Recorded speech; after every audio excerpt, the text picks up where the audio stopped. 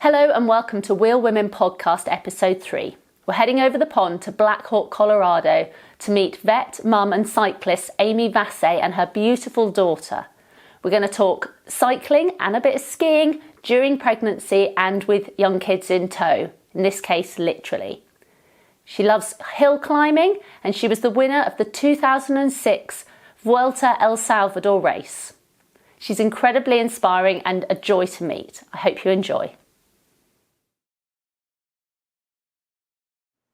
My name is Aimee Vasse. I am a veterinarian, a cyclist, and most importantly, a mother. Brilliant. And when did you start cycling? Gosh, I started cycling in college because I had a knee injury from running, and there was only a men's team, so I joined the men's team. This is at Williams College, and that year I actually won the national championships, which was pretty exciting for me. And so I kept cycling for a little while, and I've had hiatuses from it for various reasons, like to go to vet school, and then when I first got out of college. I didn't think that I would pursue it, so I was just sort of doing it recreationally. But I'm back at it, and I'm training with Tom Danielson, who you may know. He was 8th in the Tour de France, and he has a company called Cinch. And yeah, I've been training with him, for almost 3 years now. So, wow. And yet you managed to find time to have a child. Yes. It is tricky. I will say I'm not working right now as a veterinarian. I actually have applied to a number of public health programs, so I could actually be a public health veterinarian and stay home with her. I thought, barring COVID and everything, I thought that sort of the transition from, being a mom to work life would be very easy, but you get very attached to these little guys, and it becomes very difficult. You don't want to miss certain moments, I think. It's just a snapshot, isn't it? I think every part of our life is such a little snapshot in time, and at the time it seems like everything has to be juggled and everything has to work, but actually you can take a step back from your career, and I think it's great to be in a position to, but also to have the honesty to say, I can't do all of this, but this bit's important to me at the moment, and this bit's important to me. I don't think that I could ride at the level that I'm riding now and work and have a child. It's really way too much. And also, just as sort of tangentially speaking, we had a little kind of unfortunate accident in my family. My husband actually was cycling downhill and collided with a car. So he sustained a severe comminuted fracture of his tibia. And so for a while I was caring for him, caring for Beanie, and there's really no way that I could have even done any kind of work during that period. So. And I'll also mention that really the biggest reason that I'm able to ride every day is because Beanie rides with me in a trailer that my husband cleverly put together. He put a car seat base in the bottom of the trailer, which you're not supposed to do, but it actually feels safer than the trailer itself. And, this thing is bomb proof. So she rides with me every single day and pretty much sleeps through it. That's awesome. That sounds really cool, because she's just going to grow up and this is going to be normal to her. Oh yeah, absolutely. She's she does actually a number of sports. She does cycling, and when I was pregnant and I couldn't lean over on the bike, that very last month I took up AT skiing or alpine touring skiing, and she has a little backpack that she rides in, so we do that as well. And she gets outside every single day, no matter what temperature it is. I just bundle her up. I found a little balaclava from Germany, to put over her head and cover her face. And she's got a nice little Patagonia snowsuit that my mom got for her, and she loves it. Because where are you in the world exactly? So we are in Colorado. We're in what's called the Front Range. The city is Black Hawk, Colorado. It wouldn't mean anything to you coming from the UK, but it's sort of, it's a little bit off the beaten path. Like I said, all we rely on Wi-Fi. We have no cellular service. The nearest grocery store is about 15 minutes away. But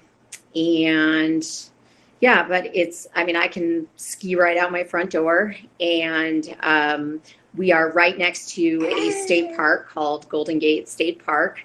And it's just a very beautiful place to ride and to ski. And it's at 9,000 feet. So requires a little bit of adaptation. You're kind of out of breath when you first come up here, but you get used to it. That's cool. That's really, really cool. It's very, very different than where I live, obviously, and where lots of people live. And I think, I guess modern technology shows that we can be connected. I mean, we can meet people, and, I go online and virtually race in Zwift and things like that. So you have a community as well.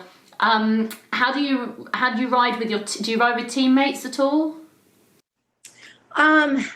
Well, since my coach's company, they are developing a women's team.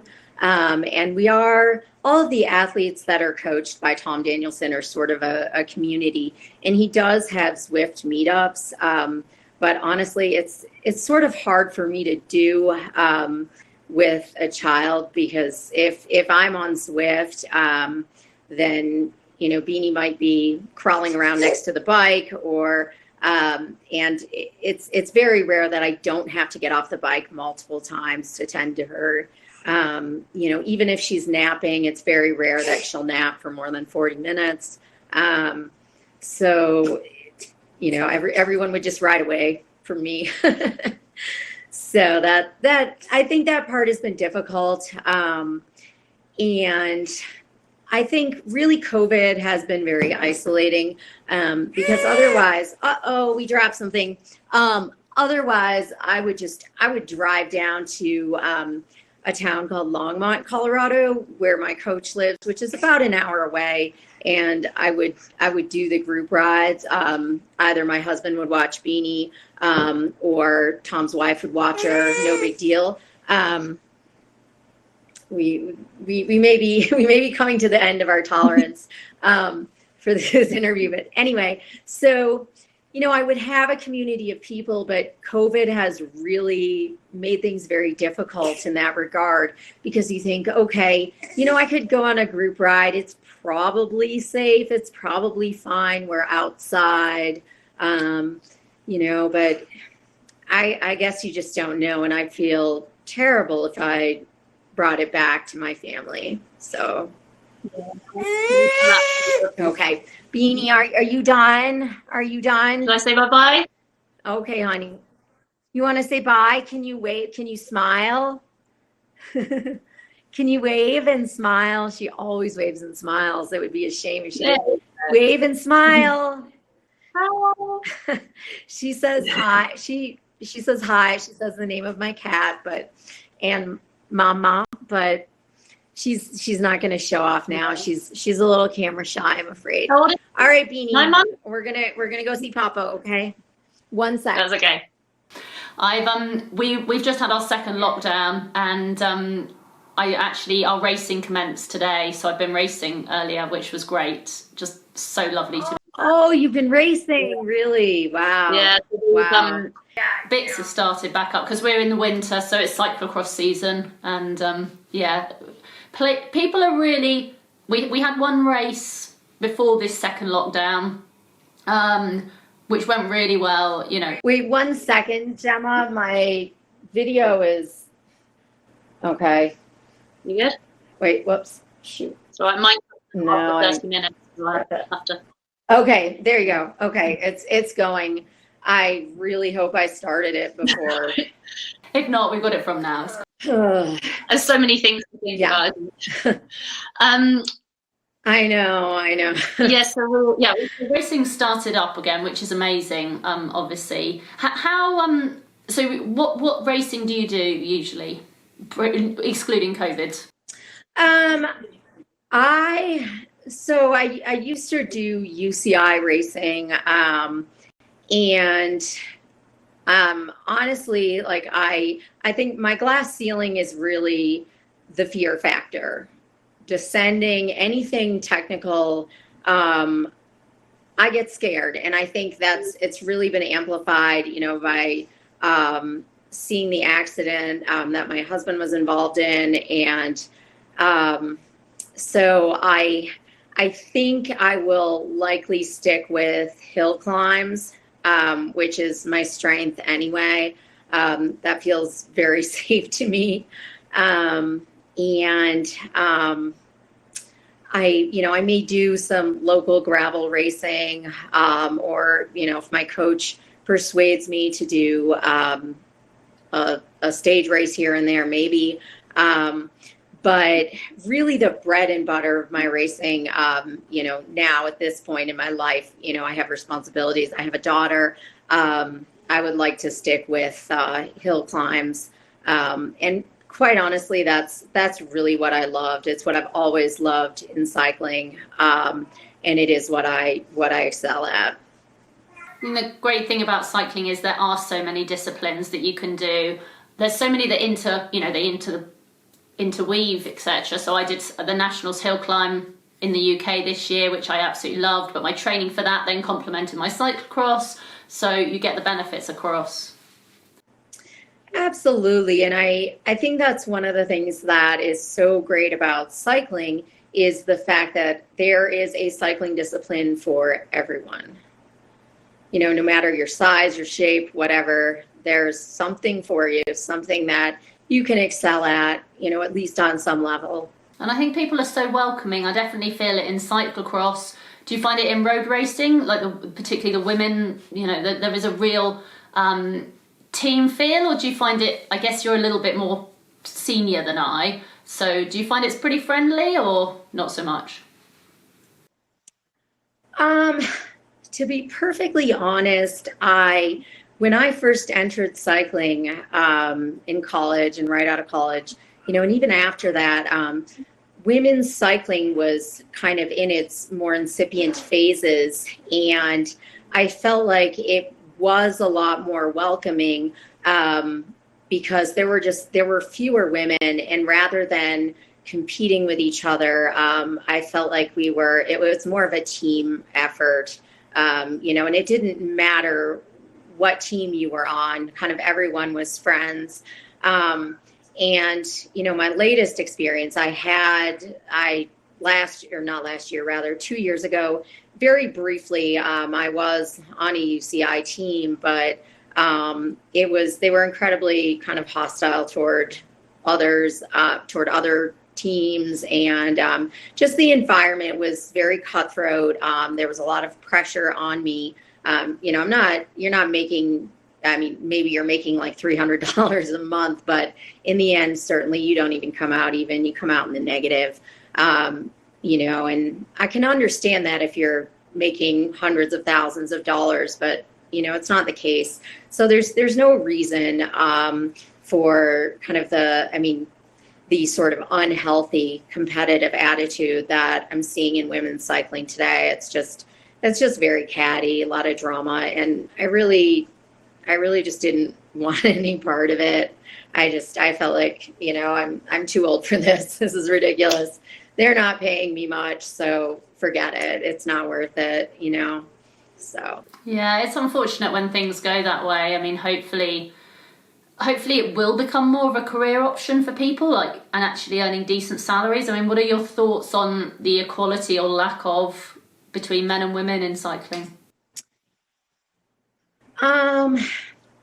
I think that there are motions to improve the equality, but throughout my career, there really hasn't been parity across the discipline.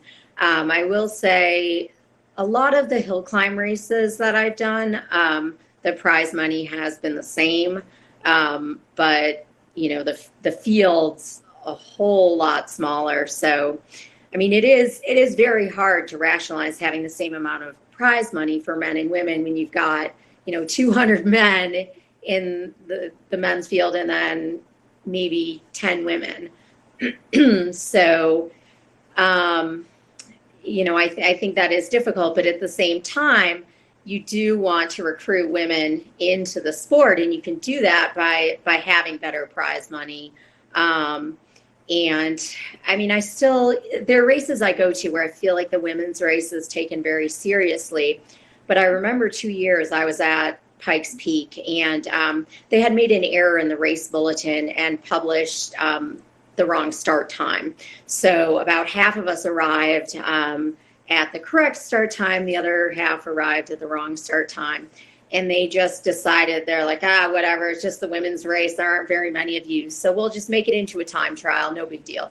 And it was kind of upsetting because, we had all really signed up for a mass start race. And a time trial is a very different thing than a mass start race is. And, I think for many of us, a lot less exciting, a lot less fun, a lot less dynamic. So, that was kind of a bummer. But, that my experience I don't know if you're aware of the Mount Washington hill climb. Mount Washington is actually the highest mountain in New England. And I think it's probably, they kind of market themselves as the toughest hill climb in the world. Of course, that's debatable. I mean, every hill is tough in its own right. I mean, I'd actually argue that the hill right outside my door is maybe a little tougher than Mount Washington at times when it's covered in snow. But anyway, so there's always been parity there. Same prize money for men and women, same recognition. And it's absolutely my favorite race. And I really can't wait to do it next year. I unfortunately missed 2 years of it because of pregnancy and then COVID, of course. But I will definitely look forward to that happening. So. And how important do you think cycling is for women generally? I mean, looking at the grassroots level through to the competitive level. I'll start by, so I guess the importance of cycling among women, of course, it varies depending on your level, but let me start with the grassroots level and kind of my experience with cycling through my pregnancy. And that really, for me, that kind of took me back to why I ride, because I'm not racing. I'm certainly not riding very fast. And I've got this big beach ball in front of me, and I look like I'm riding a beach cruiser. But every single day it got me outside, and every time, infallibly, I felt better. I'd be feeling nauseated, I'd be feeling lethargic, but I would get outside no matter what the weather was doing, and I would always feel better. And, I think that's the case, like, no matter what level of cycling I've been at, whether it's been, cycling while I'm pregnant or training for a race, you never come back. Well, I'll say very rarely, maybe one occasion you come back from a ride and say, oh, I regret that I did that ride.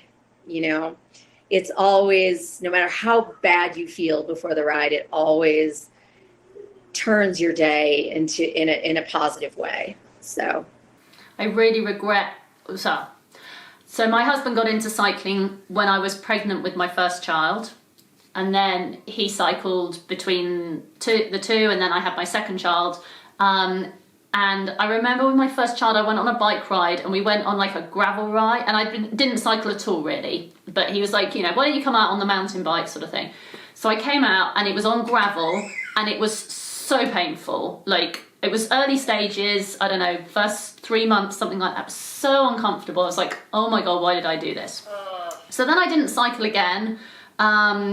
In my second pregnancy, I think I went out on one road ride when I was on holiday, but really, really gentle. And then I started cycling properly post having both my children. And I wish I'd had a sport during my pregnancy to do. I stopped horse riding because I felt it was too dangerous, which, you know, is just a personal thing. But I wish I'd had something that wasn't quite so dangerous as being on a massive thoroughbred, you know, that I could have resorted to, because pregnancies are really tough and your body feels like it's being taken over, like, by this foreign being. And particularly your first one, you've never been through this feeling before, and it's really invasive, and it's wonderful, but some days you don't feel your body's your own.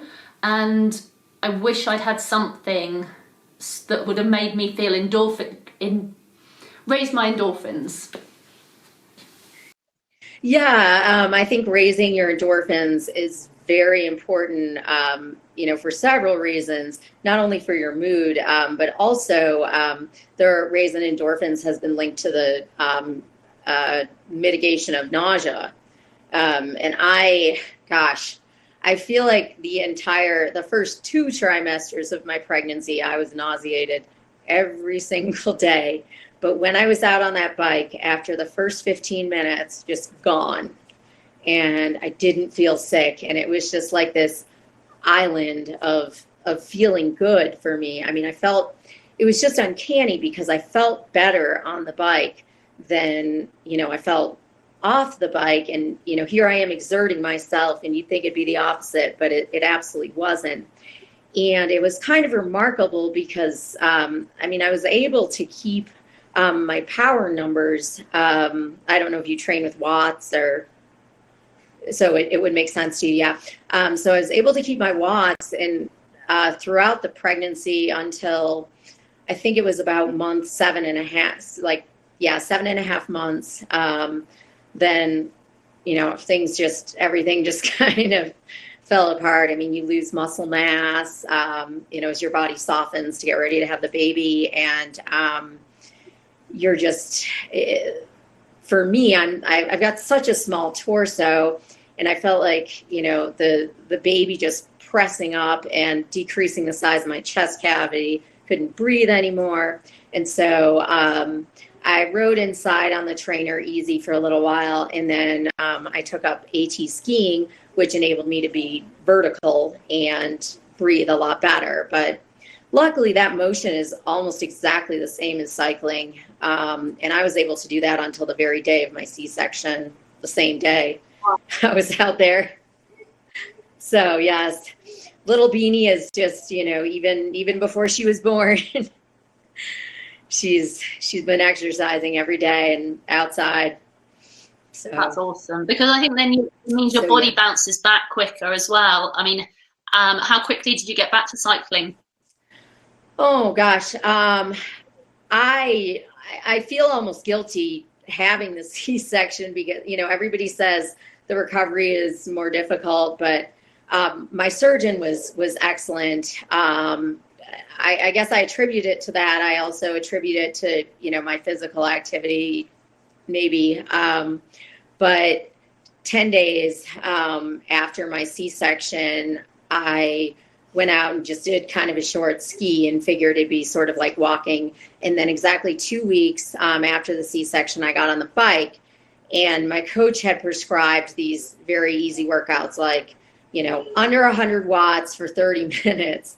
And that just felt really easy. So we ramped up very, very quickly. And I would say within maybe 2 months postpartum, I was doing real workouts and doing them well. And I would say about 5 months postpartum, I was back to my normal, my usual power zones. So that's amazing. Well done. That's really cool. I think that's really, really inspiring to hear. And I think, I hope other women hear this and don't think of pregnancy as the end of everything. That shows that you can keep going through pretty much.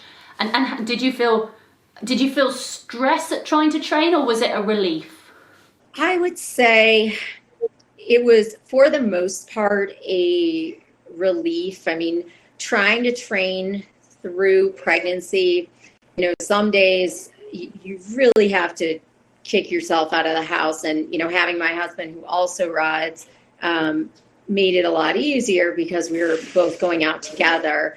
But I think it became stressful maybe in month 7.5, where I had to say, all right, Tom, talking to my coach, you need to lower my zones. I can't do this anymore.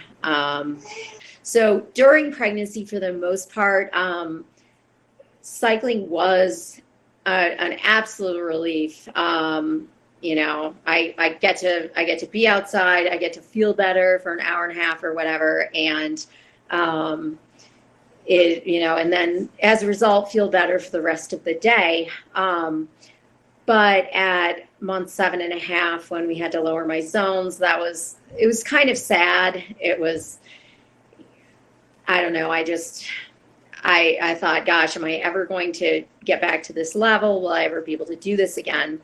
And sort of tangentially from that, I'll say that I had a lot of trouble with my asthma during pregnancy.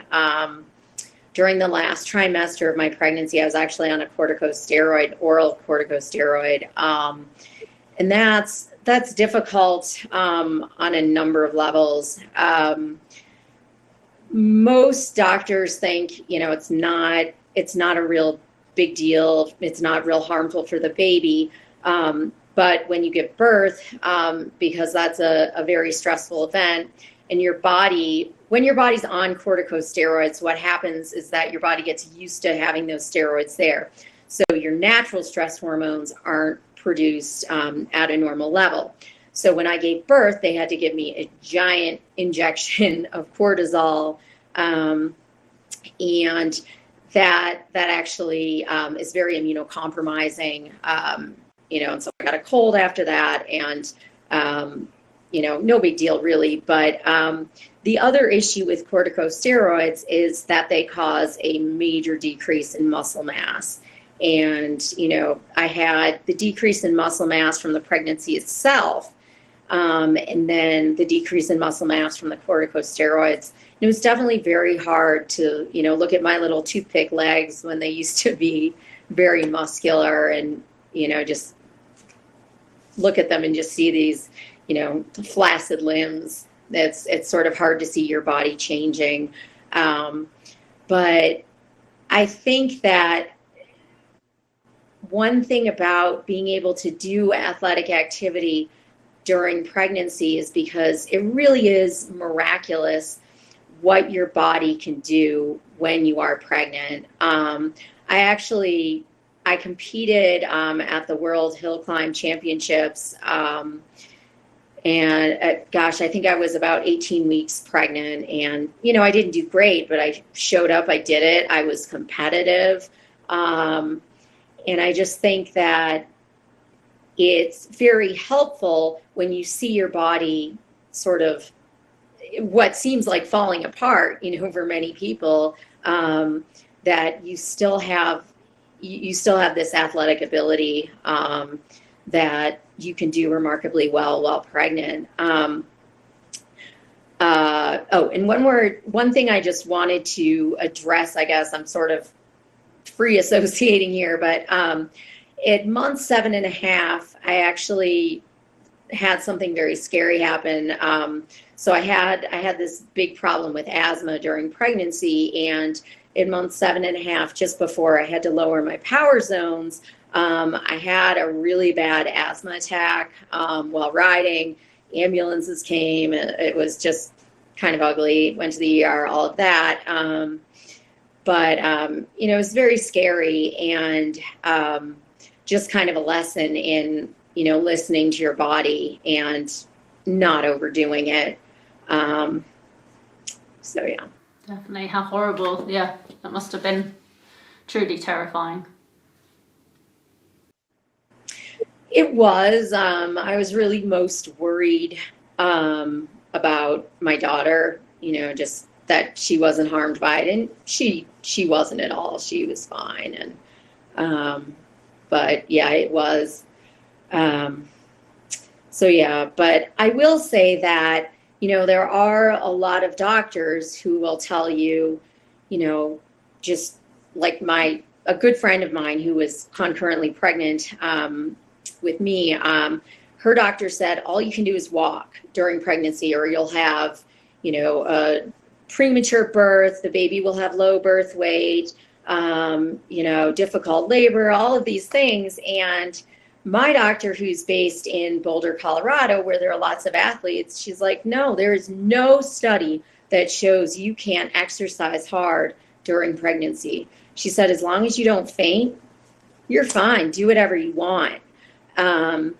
So the asthma issue was just sort of a complication of the pregnancy, and certainly, not something I'm trying to say to deter people from exercising during pregnancy, because it was a one-time thing and, for the most part controlled. And out of interest, your friend's doctor, were they a male or a female? She was a female, and she's actually the chief of obstetrics at Columbia University. So, you would think she would be up on these studies, but I mean, I remember when I was just getting into the sport of cycling, and some of my, older teammates were getting pregnant, and the rule used to be you can't get your heart rate above 140 beats a minute. That was the magic number, based on absolutely nothing scientific. And so that's what everyone did back then. And when I first got pregnant, I thought, okay, can't go over 140 beats a minute.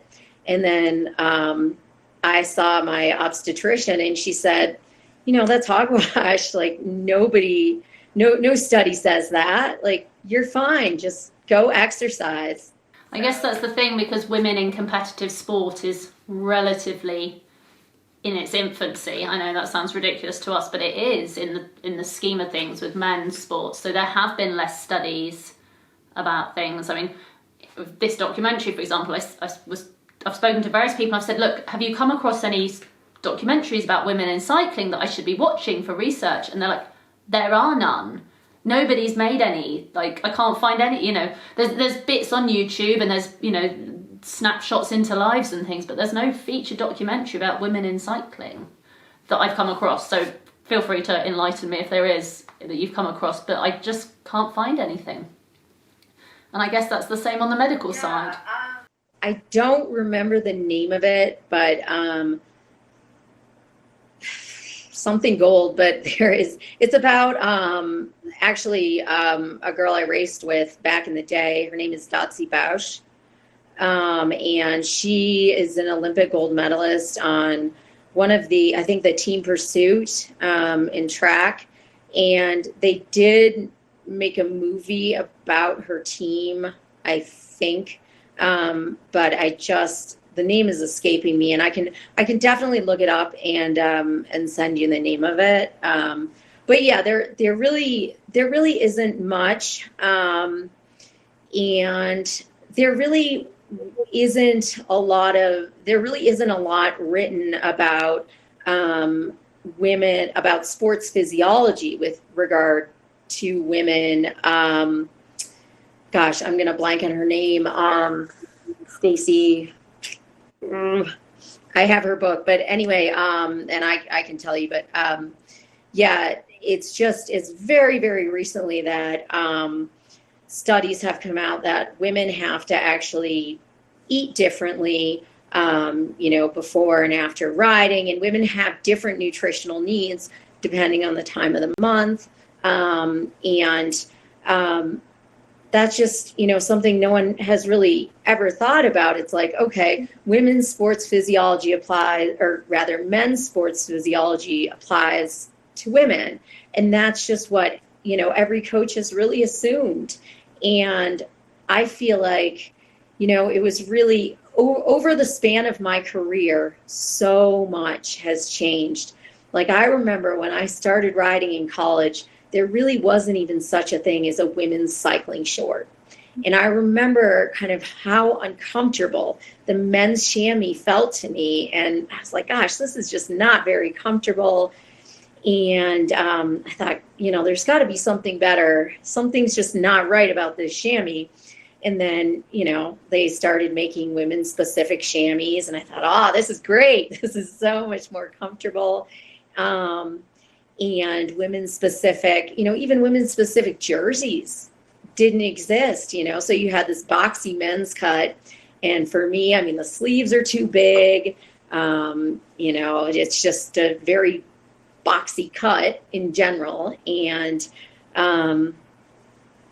that's kind of all you had. So, I mean, I wasn't even thinking about different sports physiology between men and women. I was just thinking, about something as basic as, what you're wearing to ride. So things have definitely changed. And I just can't believe the size of women's fields now, compared to when I was starting out, like a women's category 3. Do you guys have the same categorization scheme in the UK, like, Cat 5 up to 1? Or? Yes. Yeah, we do. Yeah, we're different from Australia. I think Australia is quite different, but yeah, no, that's where we're at. Okay. So yeah, when I started out cycling, there was a men's Cat 5. That was the entry-level men's category, but the entry-level women's category was 4 because there just weren't enough women. And now there is women's Cat 5. I mean, there are plenty of women to fill up all of the amateur categories. And that's just amazing to me because, you go to a women's Cat 4 race and there are, maybe 8 women. And so it's really grown quite exponentially. And do you find you have to travel quite far for competitions, or are there quite a lot in your area? Colorado is the mecca for cycling, especially Boulder, Colorado, which is about an hour from where I live. So really, so I guess not really. A lot of the big hill climbs are here in Colorado. We have Pikes Peak, Mount Evans. Those are pretty well known hill climbs, and then some lesser known climbs like Sunshine Hill Climb. And then Mount Washington, my favorite hill climb that I spoke of, that's in New Hampshire, which is I don't know how familiar you are with U.S. geography, but that is about 2,000 miles from where I am. So, definitely a bit of a trip to get to that. And yeah, I mean, it just sort of depends. I quite sadly, the year of my pregnancy, I had an invite to the Taiwan KOM. I don't know if you've heard of that, but actually Emma Pooley won that. So it's kind of the unofficial hill climb world championships, I think. And I was very excited about it, but then I got pregnant. And then COVID happened, so it's like, all right, maybe I'll be able to go next year, but it's just hard to think of traveling to Taiwan in a sort of post-COVID world, because I feel like I'm always going to be afraid of infectious disease on some level. Like, I'm going to wear a mask on the plane and, take a bath in Purell hand sanitizer. And so yeah, COVID has really, really changed travel, and it's very sad because, some of my race opportunities, I mean, I feel like I hope my ship hasn't sailed, but, I am 42 years old. So it's like, my opportunity to win things, to do well is kind of dwindling. Maybe not, but. And how do you see the next step? Sorry, how do I phrase it? Are you encouraged by the way the movement, the cycling world has gone for women, for your daughter? Like if she wants to get into cycling? Yes, absolutely. It's really cool. The other day, the neighboring town where we go to the grocery store is called Nederland, and I sort of overheard a conversation about how there is this high school mountain biking team, and I thought, wow, my college, there was not even an opportunity, for there was no women's cycling team. There was just a men's cycling team, and in fact, it was a club. And now there's, high school girls mountain bike squad. Like, that is just so cool. Granted, I grew up in Michigan, and that's kind of the Midwest. It's flat. The terrain is a little boring. So it's just not as much of an athletic state, if you will. And so, I don't think sports like, mountain biking, skiing are as big in Michigan, certainly, as they are in Colorado. But, luckily we had a cross country team, but, having any kind of cycling opportunity in high school is just unheard of. I mean, nobody talked about it. I don't even think in Colorado there were really any kind of cycling leagues for younger kids. I could be wrong, but there just wasn't much of it. And I feel like most women of my generation kind of got into it a little later, and because of oftentimes like an injury in another sport, particularly running. Yeah, I think what's coming through for the kids, there seems to be in the UK, there's a real drive. We haven't seen it in schools really yet, to be honest, but they're trying, they're talking about it, but I guess it's difficult to make it as accessible than football. You require a ball, off you go, whereas cycling, you need a bike and it's expensive and things. So it does make it a little bit harder, but there definitely seems to be some great opportunities for my kids that gives me hope for the next generation. How important do you think it is that your daughter's a little bit young perhaps, but maybe in a year or two's time, how important do you think it'll be that she sees you cycling and competing?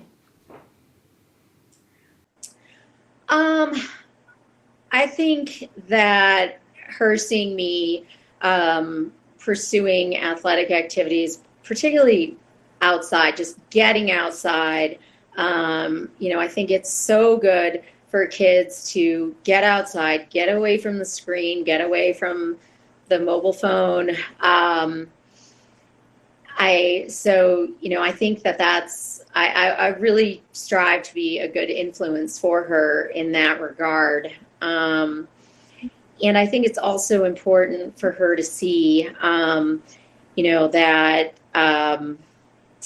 for her to sort of understand like what drive and passion are, and, kind of what it takes to be good at something. So to be honest, I feel like, everything I've pursued in my life, maybe I have a little bit of natural talent, but I feel like it's been through hard work, and I definitely want her to see that. And I also want her to see that women can be strong, and that strength is beautiful and confidence building. And I'll just throw in a little anecdote. I remember in elementary school, I was of short stature, and I was kind of bullied a little bit because I was so small, and, I had asthma, and I wasn't very good at sports that were played in gym. But then the high school mile came around, and I won it. in my grade, and my confidence, my popularity just skyrocketed strangely. And, I was like, wow, I can do this. This is cool. So, not that your ability to achieve in a given sport should, be a determinant of your worth or whatever. But I think that sports are generally pretty confidence building for women, because, it's like, oh, men can do this, but hey, I can do it too.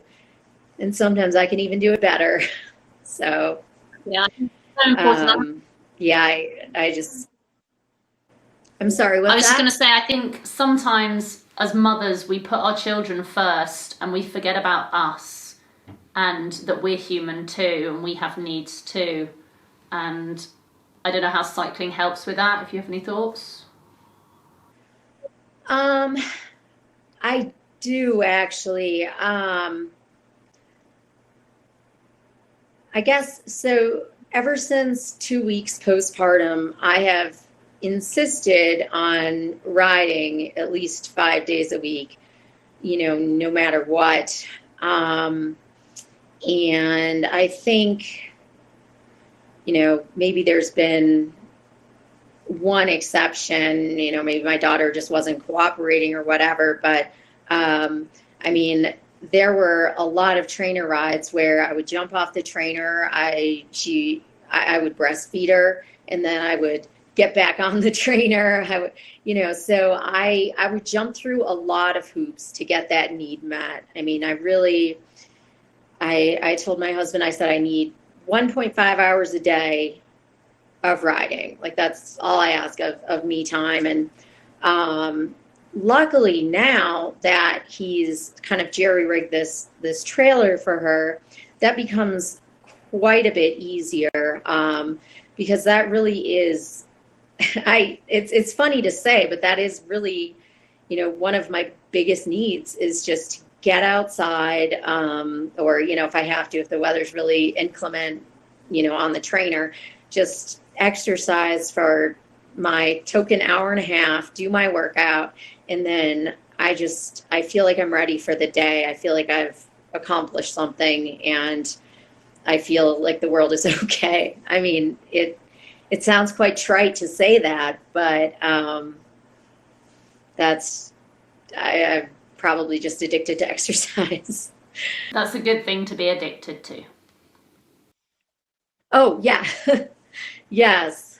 Yes. Of all the addictions, exercise is probably up there. I think, I mean, I didn't know that's what I needed post having children. I found it very hard post having children, and I didn't talk about it very much. I didn't seek help.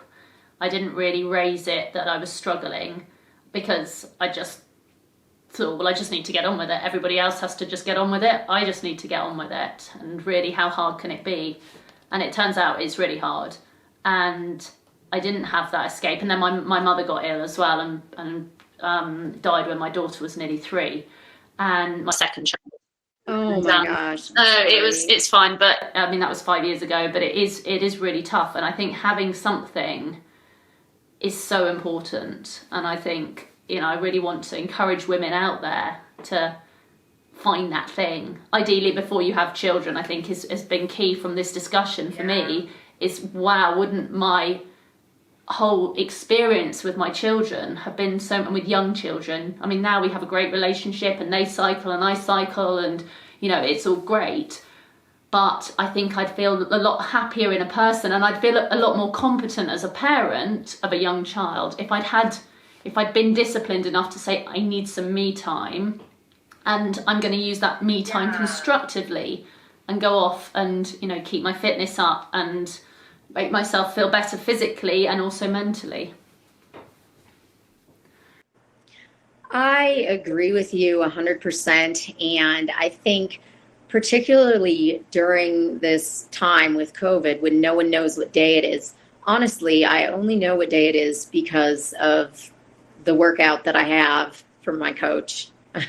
I mean, otherwise the days just sort of flow together, and it gives my life some some rhythm that I really otherwise wouldn't have. I feel like everything would just blur together, in this sort of difficult cacophony of raising a baby, and then the difficulty we had with my husband's accident and all of that. But being able just to get in that 1.5 hours every day just became sort of defining for me, and sort of just this salvation.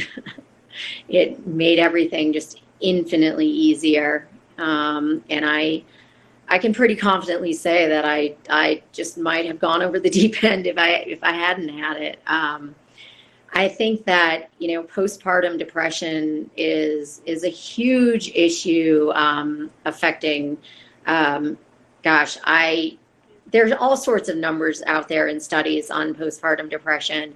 But I think my guess is that it affects more than half of women in some way. I mean, maybe you don't need to be medicated. Maybe you don't need therapy, but you're feeling down, you're struggling, whatever. And I think that exercise is the very best cure for that, frankly. Just to mitigate those feelings, get those endorphins going, feel better about your body. So what would be your message to women who, have got into cycling, they've got a bike, and they're thinking about getting to that start line? What would be your words of motivation to them? Well, I think for me, because cycling, even though I do race, and cycling has been just so much more of a sort of lifesaver, a lifeboat for me, really. I think that adding racing, it gives you some benchmarks. It gives you something to look toward and say, okay, I'm going to train for this or train for that. And it can serve as a really great motivator to get you out the door every single day. And I think that getting out the door and riding every single day is just incredibly beneficial for your health, both mental and physical.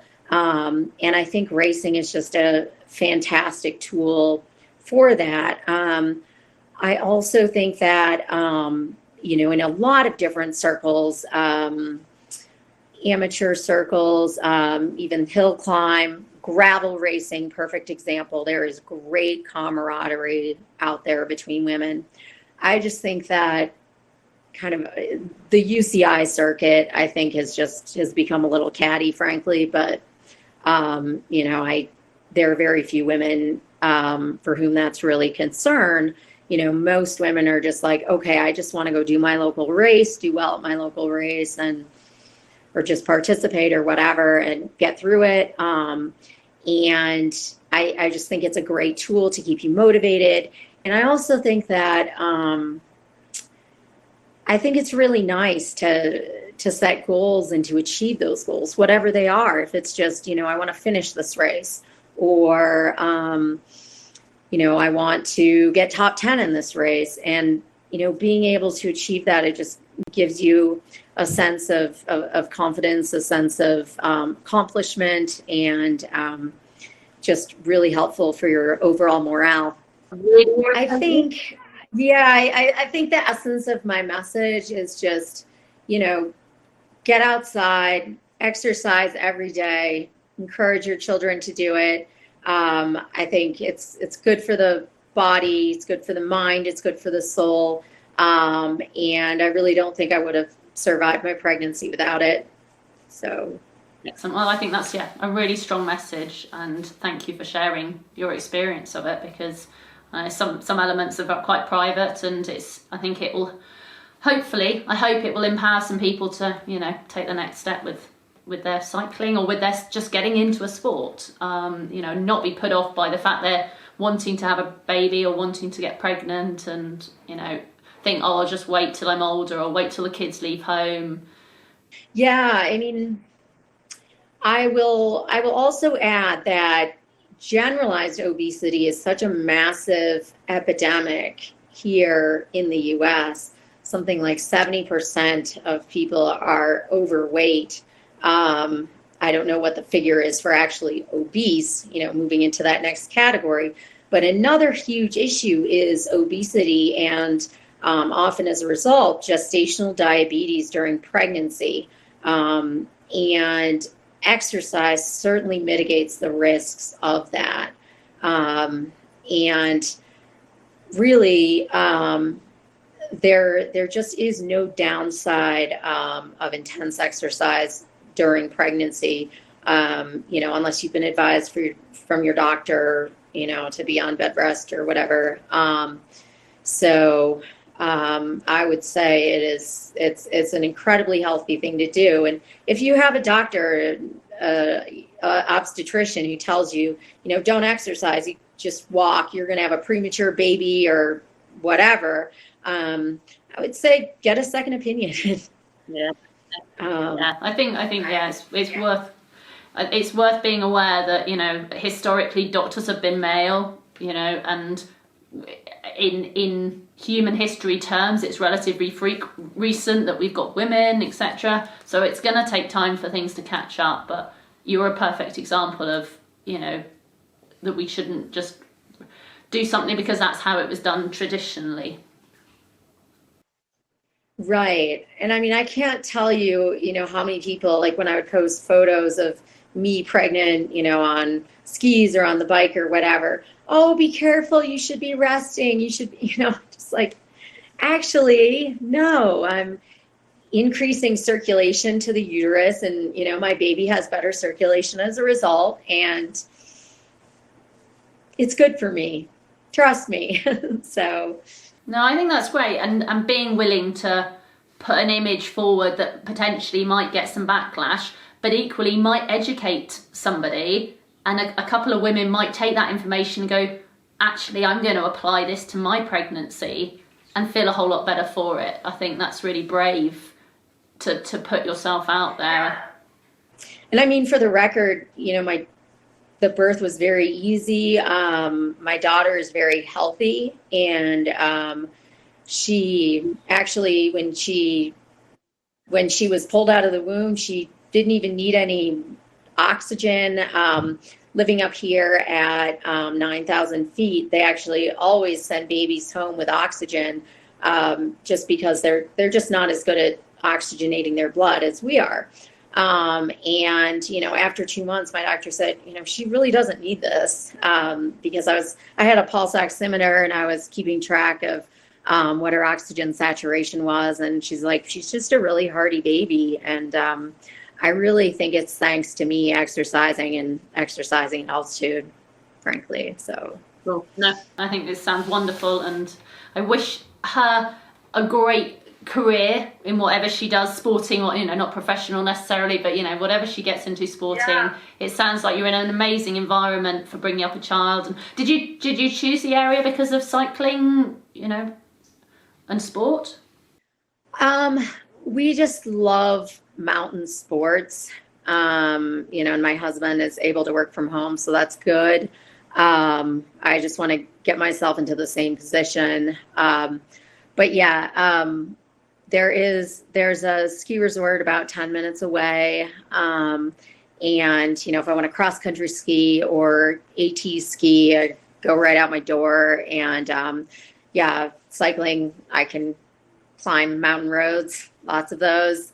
So yeah, we love the mountains. And, we had been living in Denver previously, which is the capital of Colorado, big city, and just kind of very depressing in the winter, different shades of gray. And out here, the sun is, because of the altitude, and because it's so dry, the sun is so bright, the sky is bright blue, and we call it bluebird skies. But I just love it up here, and it's just very freeing for both of us to be here and not be confined to an apartment in Denver. So sounds fab. Oh, and the women's nutritionist that I should reference, her name is Stacy Sims. Cool. She is she has her own consulting company now in California, but she's the one who she was really the catalyst, for change in terms of looking at men's and women's physiology differently. So Stacy Sims has been incredibly helpful to me in terms of looking at my diet, on a monthly basis, and then she kind of guides you through pregnancy. Okay, these are, the macronutrients that you need at this phase and that phase. And she had done a triathlon while pregnant. And so I have to say that she really has inspired me. I don't know if it's her, but Lizzie Dynam? Is she the... Yes. Yes. Okay. Yep, Lizzie. Yep. Okay. Oh yeah, Lizzie Armistead. Yeah, she's got married. Yeah, so she's Armistead. Yep. So yeah, she got dropped from her UCI team, and then Trek picked her up when she got pregnant. So not uncommon for that to happen, for you to lose like any kind of sponsorship that you have. And certainly very difficult to get it postpartum, because her whole mantra is, women are not small men. Yeah. And she's just changed the way we look at women's sports physiology. So very, very good contact. Okay.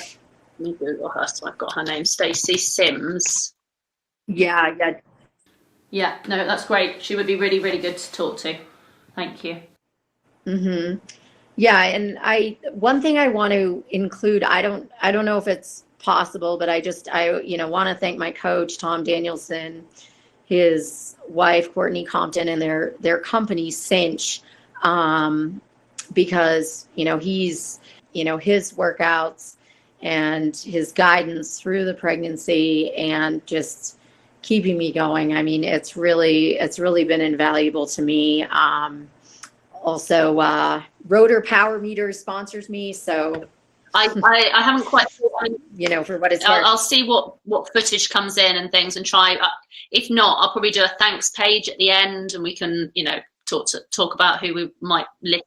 Yeah. That'd be really helpful, because I feel like, in these days, like when there's no racing happening, like nobody's getting any credit for anything, and so much sponsorship is just falling apart because of that, because they just have no venue for it. And so this would be a really good venue, I think, for those two folks who have kind of stuck with me through the pregnancy. Well, I hope you enjoyed that interview. I think her comments were particularly pertinent given the recent Trek Segafredo announcement about women's salaries. And if I'd known about that announcement at the time of the interview, I'd certainly have talked to her in more detail about that. And I found her comments about living in the mountains incredibly inspiring, certainly something I'd quite fancy trying myself, heading up there and spending some time cycling and exploring a different world. It sounds incredibly freeing to live at that altitude and experience nature so close to hand. I look forward to seeing you soon, and I hope you tune in for another episode. Bye.